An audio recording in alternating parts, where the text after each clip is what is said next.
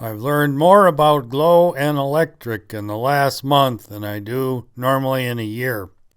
It started out when I tried to get this heavy Cox PT9 RC plane to fly with the included glow engine. I couldn't get more than a foot off the ground, so I decided I was going to put a TD-049 on it. I tried two of the engines I had that were used and couldn't get them to run, but I had a new 049. I finally did get the plane to fly after taking off the heavy landing gear. So next I decided I'd get the TD-051 to run, and I found out that this plastic piece here that holds the Ventury must have been leaking. I replaced that and the engine ran. I had posted a picture on the internet and somebody said, well, it looks like your Ventury's been bored out. Well, these were used engines, so I didn't know what had happened. I was told I could use a number 32 drill bit and that should just fit through the Ventury. So that's what I did. So it turns out there was only one of the Venturies that had not been bored out. And I found this Ventury that had a hole enlarged on the side of it, but that had flown in an airplane. So after that, I took what I thought was the best engine and ran it outside and tried different heads, but I tried mainly the Cox head and the one with the Nelson plug.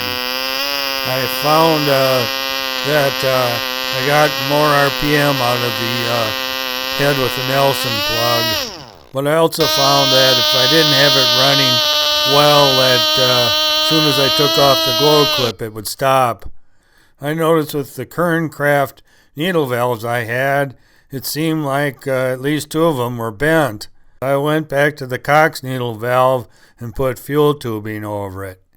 This is the RPM I got with the Nelson plug, and this is the RPM I got with the Cox head. This was 35% nitro, Cox 6.3 propeller. At times the engine would start good and other times not so good. And finally I figured out my glow driver was not working all the time. I took it apart and I found the heatsink got really hot. And then the glow driver would shut down. But if I put a clamp on the heatsink, then it would work.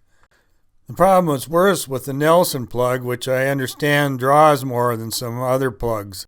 I like using the glow driver because I can use it with my starter on 12 volt, or I can use it off of a 3-cell LiPo battery and use it when I fly control line and don't need a starter. So I bought another step-down DC converter and put it in a project box, and this is rated at 8 amps and it has two huge heat sinks, so I think that'll do it. And here you see it with the top screwed on. So I find out that electric isn't perfect either. Here's a E36 that flew good for a while. Then I started having intermittent electrical problems. So at random times, instead of starting to run, the motor would just sit and stutter like this. So I thought I had some bad connections and fixed that, and it worked, but now it runs real slow. So I'm going to get a new ESC for it. Someone suggested I should get a watt meter, and I did order one of those, but haven't used it yet. I'll have to learn how to use that. I've been flying this Bounty Hunter free flight on electric, but I plan to put a Cox TD-049 in it. So I hope I have one running well. I put a new piston and cylinder on one, and that seems to be working better.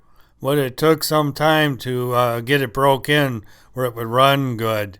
What I was seeing with the other engine was the compression seemed pretty good when it was cold, but then when it got warm, it really didn't have a whole lot of compression. So this has been a little frustrating, but really interesting to me.